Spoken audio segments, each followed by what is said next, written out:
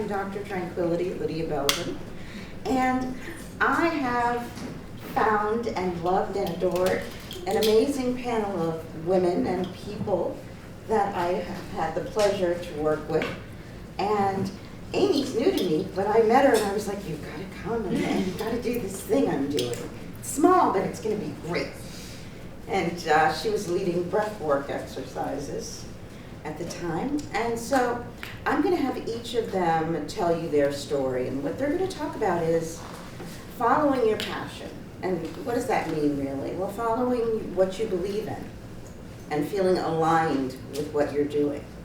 So they have each, in their own unique ways, followed passion and made moves.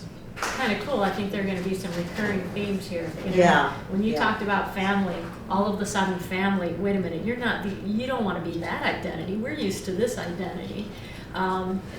So here I am, just as a little girl, dancer, want to sing, perform, all of that. Puberty hits. My hips do what my sister and my mother's hips did. Boom. and I'm like, this isn't going to happen. And I start dieting, and then I start, the eating disorder starts. And so that lasts about 12 years until I find myself in New York. And all of this performing, and I want to, do all that. That's gone because I'm being realistic. I got to do things behind the scenes, behind the camera. I had a lot of art. My dad was an artist. My mother was a journalist. So I had this art ability, and I became a makeup artist. And I rose very quickly, and I was kind of considered. I had a serious weight problem by the time I started really making the rounds and doing that for really cool clients. And but I was kind of like that Pat character, Saturday Night Live. I was not regarded as a, like a sexual being on a photo, just in this whole fashion world. Okay, so I'm working on models and people like that. And I came from Michigan and on eating cruddy food my whole life. And so it was like being really a fish out of water, working around these people. And eventually the eating disorder got bad and started having heart palpitations, not digesting, and they found my liver was starting to fail.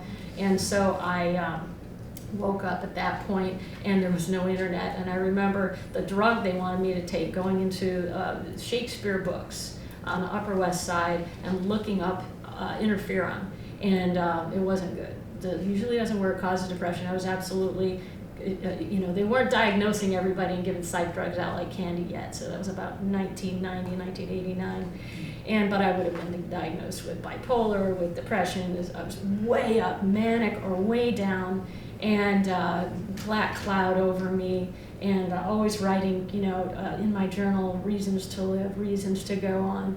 And this binge eating thing happened every single night. So I walk into a health food store, read on the liver. First time I wasn't paying attention to calories. I just wanted to live. I wanted to fix my liver, and I wasn't going to take that drug. And so I found some things, and they saved my life. And not too much longer later, I had an interesting day where there was a 5-hour stretch where I didn't have a black cloud over me. And I said, what was that? And why did 2 o'clock come? And I didn't even think about food because I always white-knuckled my way to that binge that would happen in the evening.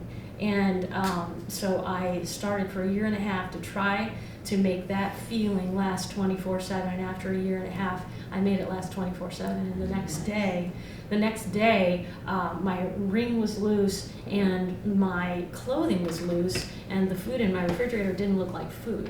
And a 7-year vegetarian stretch ended in 3 days. My body demanded certain things, and over the next 3 years, 10 dress sizes came off, just like no good days, no bad days, no shoulds, no binge. I mean, and that was not in my head thing. It was biochemical. So biochemically, my dopamine pathways were healed, and the mechanism by which I did it wouldn't be known by science until 4 years later.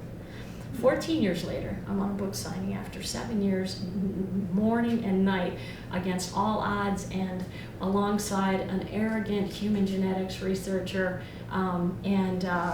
who didn't believe a word that came out of my mouth, which made my book all the better, 40 pages of medical references, because I wanted to, be able to please the greatest disbelievers. But what worked for me was the opposite of what was coming into favor, the fat-free era. And so all of a sudden, at the beginning, I was on the set at Self Magazine, all the magazines that I was working with, what are you doing? You must take such discipline. I couldn't tell them I wasn't trying, and there was no willpower, and it's not what I was doing, it's what had changed biochemically in my body, and it was against every principle and everything that was just about to happen in the world, and why we are all diabetic in this country and obese and on psych drugs is largely because of the fat-free era. And I knew it was going to make everybody crazy back in 1990, and it ruined us epigenetically, so our children are more likely to be diabetic. And so 2004, I'm on a book signing, and at that book signing, it just so happens that the foremost clinical expert on a hormone called leptin is there, and he's doing a book signing right after mine. And so he's like listening, and I'm like, yeah, hot shot, because I got the secret, because I've already been working with people for 7 years, and the exact same thing is happening to all of them, way beyond just weight loss. There's no, appetite problem, but then all these autoimmune things and sleep things and mental clarity and things I've never even heard of were being resolved. And he hears me say, you have to eat a lot of fat, but you cannot spike your blood sugar. And believe me, this is way beyond keto. Keto doesn't cut it. But anyway, so his jaw dropped. He said, you're resensitizing people to the hormone leptin. And he said, and that's why all that. This is why this, and the bone loss reversal, and all of this stuff. And so we did a presentation to diabetes doctors and their patients, and he said, here's the science on leptin, now do her approach, because the dietary application cannot be studied in a lab under a microscope ever. And humans don't like captivity, that's why there aren't really good nutrition studies out there. They do like to be caught, captive in a castle in Scotland, so I try to make my locations as interesting as possible. And anyway, so I've done 99 retreats, but during the 7-year book writing, the loss of faith of family members, significant other, 9-year relationship down the tubes, and I mean, he hated that book.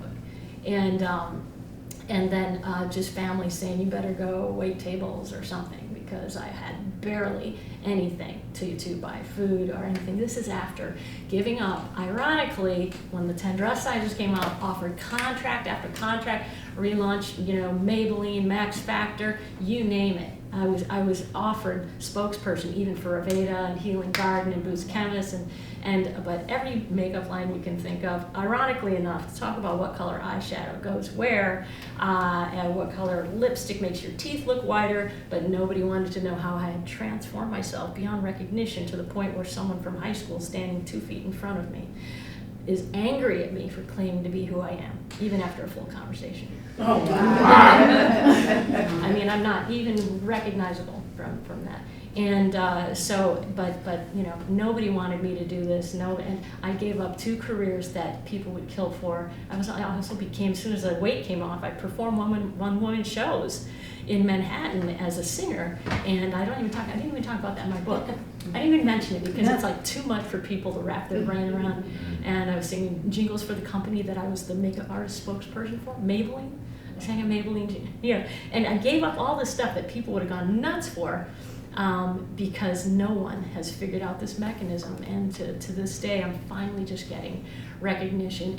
And I had to turn down a lot of big instant exposure just for people who wanted to exploit my former platform in order to be taken seriously. Because you have to give up certain things in order and you have to be willing to live a lean life for a little while, unless you have some good fortune in that area. Thank